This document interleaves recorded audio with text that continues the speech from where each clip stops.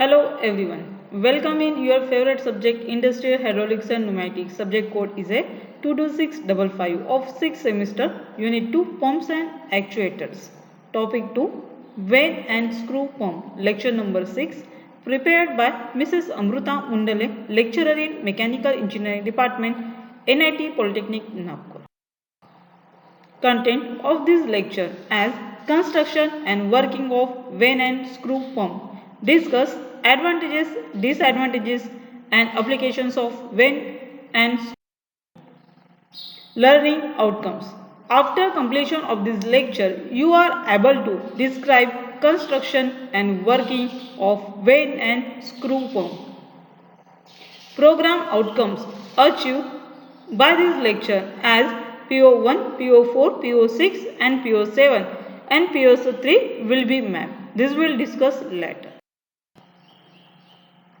Overview of last lecture. तो last lecture में हमने देखा है classification of pumps, construction and working of gear pump, discuss advantages, disadvantages and applications of gear.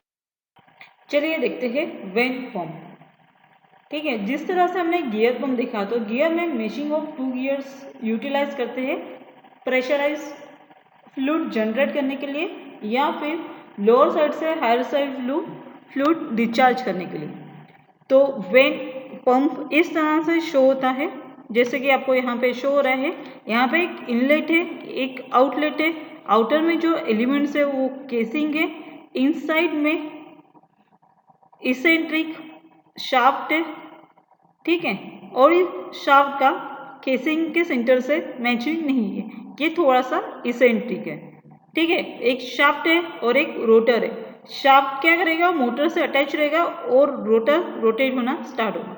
जैसे ही rotor rotate होना start होता है तो यहाँ पे जो ये वेन्स एलिमेंट्स है ये रोटर से बाहर निकलती है और इस दोनों के बीच में जितना ऑयल ट्रैप्ड होता है वही ऑयल ड्यू टू इंक्रीज और डिक्रीजिंग एरिया क्रॉस सेक्शन ये प्रेशराइज होते हुए जाता है. पहले से इसका एरिया इंक्रीज होता है, देन ये डिक्रीज होता है. जैसे जैसे एरिया डिक्रीज होता तो दो वेन्स के बीच में जितना ऑयल मिक्स हुआ है, ट्रैप्ड हुआ है, वो आउटलेट से हाई प्रेशराइज ऑयल डिस्चार्ज होता एट द आउटलेट. तो ये वेन्स और रोटर का क्या शेप होता है ये हम देखेंगे एक डायग्राम से. तो यहाँ पे आपको शाफ्ट दिख रहा है, ये है आपका रोटर. इस रोटर में स्लॉट्स दिए हैं, मीन्स ये कटिंग पोर्शन से इस बीच में रोटर के बीच में जो आपको कटिंग पोर्शन दिख रहा था दैट इज ए स्लॉट्स. इसके स्लॉट्स के अंदर इसी साइज का यानी यहाँ तक का ही लेंथ का एक स्लाइडिंग एलिमेंट्स रहेगा. ठीक है, ये इसमें फिक्स नहीं है, ये वेरी. और जैसे ये रोटेट करना स्टार्ट होता है ये क्या करेगा, इसेंट्रिक होने की वजह से ये केसिंग तक बाहर निकलेगा.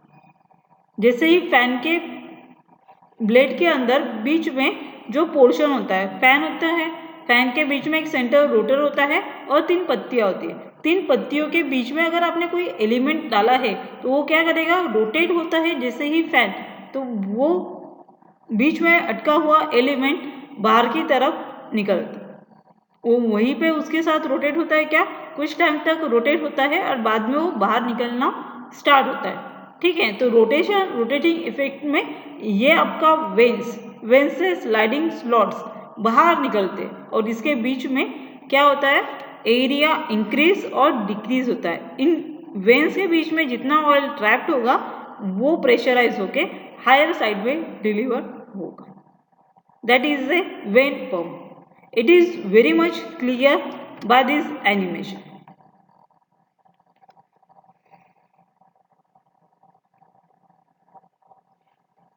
ठीक है, तो इस एनिमेशन वीडियो में आपको वही डायग्राम दिख रही है, सिर्फ वेन्स का रोटेशन साइड अलग है. यहाँ पे ऊपर से रोटेट हो रहा है, यहाँ से नीचे से रोटेट हो रहा है. पर रोटेटिंग एलिमेंट कैसा भी हो आपको क्या करना है, आपको ध्यान में देना है कि ये यहाँ पे ऑयल किस तरह से ट्रैप हुआ और किस तरह से डिस्चार्ज हुआ.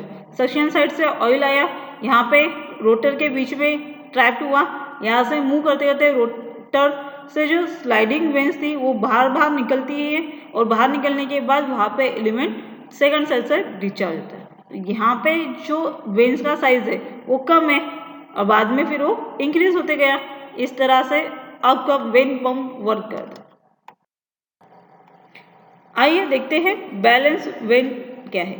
तो अभी जो हमने टाइप देखा वो है हमारा unbalance one, because due to eccentric load और eccentric of rotor and casing, इसके वजह से क्या हो रहा है कि फ्लो रेट जो है वो कम ज़्यादा डिस्चार्ज हो रहा है, कांस्टेंट फ्लो हमें नहीं मिल रहा है। और अगर हमें कांस्टेंट फ्लो चाहिए तो हमें क्या करना पड़ेगा, वेन को बैलेंस करना पड़ेगा। तो वेन को बैलेंस करने के लिए आपको यहाँ पे क्या करना है, एलिप्टिकल कैम रोटर यूज करना है। यहाँ पे क्या है, एलिप्टिकल कैम रिंग। इस एलिप्टिकल कैम रिंग के अंदर जो वेन्स रहेगी वो क्या करेगा, वो इक्विवेलेंट अमाउंट ऑफ ऑयल को ट्रैप करेगी और equivalent amount of oil second side से डिस्चार्ज हो। जैसे कि यहाँ पे दिख रहा है, ये आउटर केसिंग है, यहाँ पे इलिप्टिकल कैम रिंग है, ये रोटर है, ये वेन्स है और ये आउटलेट है। तो ब्लू कलर के लाइन से इनलेट फ्लूइड आया, यहाँ से भी आ सकता है और यहाँ से भी आ सकता है। इनलेट साइड से दोनों के बीच में रोटर है, रोटर स्टार्ट रोटेशन में आएगा ड्यू टू मोटर मोशन। तो ये कैमरिंग, इलिप्टिकल कैमरिंग रोटेट होगी, इसमें जो ऑयल बीच में अटका है ये क्या करेगा, रोटेट करेगा और ये सेकंड साइड से मूव होते होते इंक्रीज और decrease cross section of veins इसमें जाएगा और सेकंड साइड से आउटलेट से बाहर निकलेगा। That is the balance when pump. और इसके पहले जो हमने डायग्राम देखी वो था हमारा अनबैलेंस वेन पंप। तो ये बैलेंस वेन पंप क्लियर होता है by this animation how it will be work. तो यहाँ पे क्या है, एलिप्टिकल कैम रिंग के वजह से वेन का बैलेंसिंग पॉसिबल हुआ है और उस अनबैलेंस वेन में eccentric of casing and rotor shaft, जिसके वजह से वेन्स रोटेट होते वहां पे ऑयल प्रेशराइज होता था।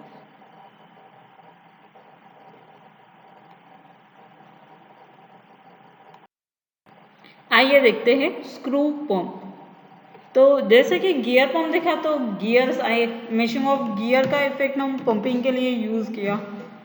वेन्स आए तो स्लॉटिंग एलिमेंट हमने प्रेजेंट करके उसमें हाई प्रेशराइज फ्लूइड डिस्चार्ज किया। तो क्या अभी स्क्रू का यूटिलाइज करके हम पंपिंग सिस्टम यूज कर सकते हैं, ऑयल को ट्रैप करके प्रेशराइज कर सकते हैं? यस। तो ये स्क्रू पंप में स्क्रू लाइक शेप हम यूज करेंगे ऑयल को ट्रैप करने के लिए और प्रेशराइज करने के लिए। तो आइए देखते हैं कि स्क्रू पंप का कंस्ट्रक्शन कैसे होगा। तो ये स्क्रू पंप इस डायग्राम में दिख रहा है कि ये जो स्क्रू एलिमेंट है सेंटर के, तो ये क्या रहेंगे, दो screws like this screws are mesh रहेंगे। तो एक रोटेट होगा तो दूसरा भी रोटेट होगा, ठीक है। तो इनलेट से फ्लूइड आया, इस स्क्रू के अंदर गया, स्क्रू के अंदर जो ये थ्रेड्स होती है इस थ्रेडिंग्स में वो क्या हो गया, फिल्ड हो गया दोनों साइड से। और ये फिल्ड होने के बाद दूसरे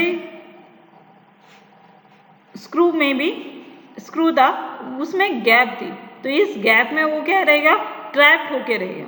और जैसे जैसे ये रोटेट होता है इसके रोटेटिंग इफेक्ट से यहाँ का जो ऑयल है, फ्लूइड है, ये अनदर साइड आउटलेट पोर्ट की तरफ धकला जाए और ये जो इफेक्ट रहेगा वो प्रेशराइज इंक्रीज करने का काम करेंगे।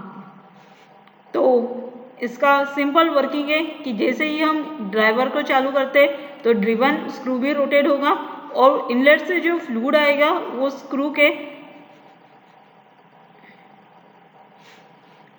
के इस थ्रेड के बीच में ट्रैप्ड होगा और इस ट्रैप्ड होने वाले स्क्रू के थ्रेड में जो ऑयल रहेगा ये सेकेंड स्क्रू के साथ भी मेशिंग होके सेकेंड साइड में प्रेशराइज इफेक्ट के थ्रू रोटेट होगा और इसके वजह से हमें जो आउटलेट ऑयल मिलेगा वो प्रेशराइज फ्लूइड रहेगा। तो समझते हैं हम इसी स्क्रू पंप के वर्किंग को बाय एनिमेशन। तो यहाँ पे क्या हो रहा है, ब्लू कलर का फ्लूइड आ रहा है, स्क्रू में जा रहा है और रेड कलर से प्रेशराइज होके वो डिस्चार्ज हो रहा है और स्क्रू क्या है अपना रोटेटिंग मोशन में। यहाँ पे एक ही स्क्रू यूज किया है, मेशिंग ऑफ 2 गियर्स यूज नहीं किया। Oil inlet in blue colour and goes to screw के थ्रेड के अंदर गया, थ्रेड के अंदर फिट है, उसके बाद वो रोटेट होते हुए वो क्या करेगा, सेकेंड साइड में आएगा।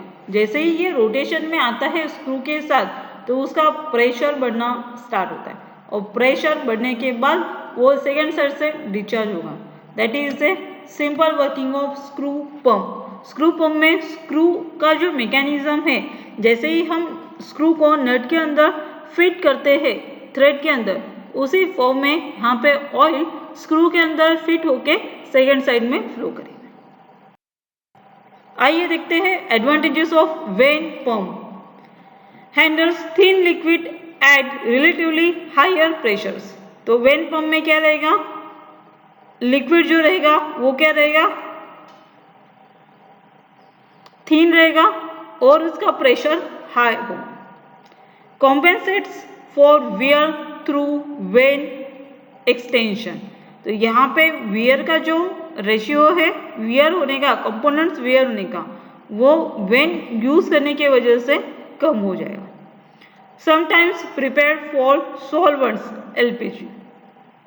कई जगह पे एलपीजी एरिया में भी इस वेन पंप का यूटिलाइज किया जाता है। Can run dry for short period. तो ड्राई वेन पंप भी हम रन कर सकते हैं बिना ऑयल के, इसका इस वेन पंप के इफिशियंसी से इफेक्ट नहीं होता। कैन हैव वन सील और स्टफिंग बॉक्स। इसके साथ वन सील एलिमेंट है और स्टफिंग बॉक्स है। Develop good vacuum. ये अच्छा वैक्यूम क्रिएट करने वाला पंप। आइए देखते हैं disadvantages of vane pump. Can have 2 stuffing boxes, complex housing and many parts. When pump में काफ़ी पार्ट्स होते हैं और हाउसिंग जो है गियर पंप जैसे इजी नहीं होती। Not suitable for high pressure. ये जो प्रेशर जनरेट करेगा as compare to gear pump से कम रहेगा। Not suitable for high viscosity. जो फ्लूइड रहेगा वो थिन रहेगा। थिक फ्लूइड के लिए, हाई विस्कोसिटी फ्लूइड के लिए वेन पंप यूटिलाइज करना पॉसिबल नहीं है। Not good with abrasive. Abrasive element के साथ भी ये वर्क नहीं। Now we discuss about the applications of vane pump.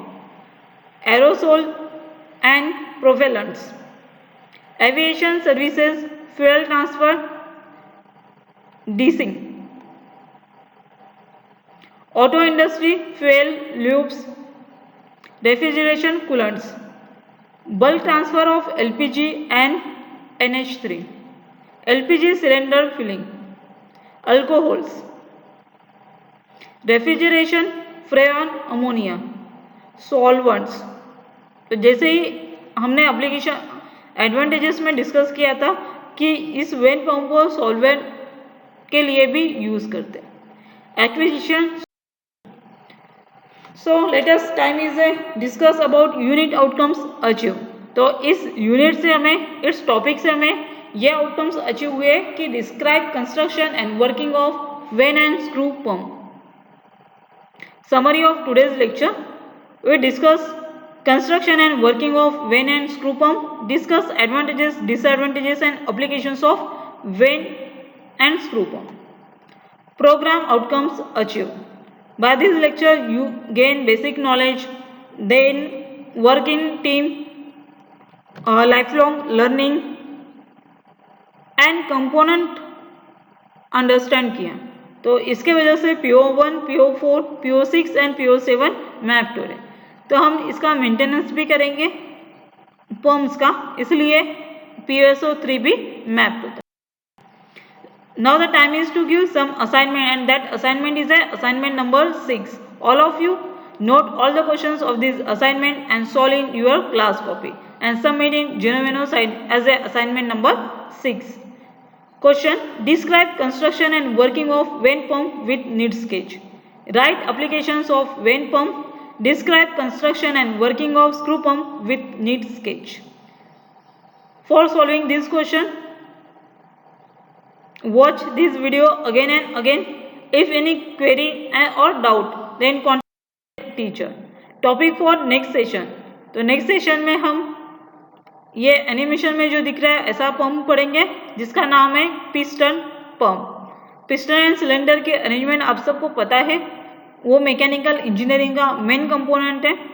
तो उसके इफेक्ट से भी हम प्रेशराइज फ्लूइड जनरेट कर सकते हैं और पंपिंग सिस्टम होता है। तो ये रेसिप्रोकेटिंग टाइप का पंप है जो हम देखने वाले हैं। Thank you, happy learning, keep online.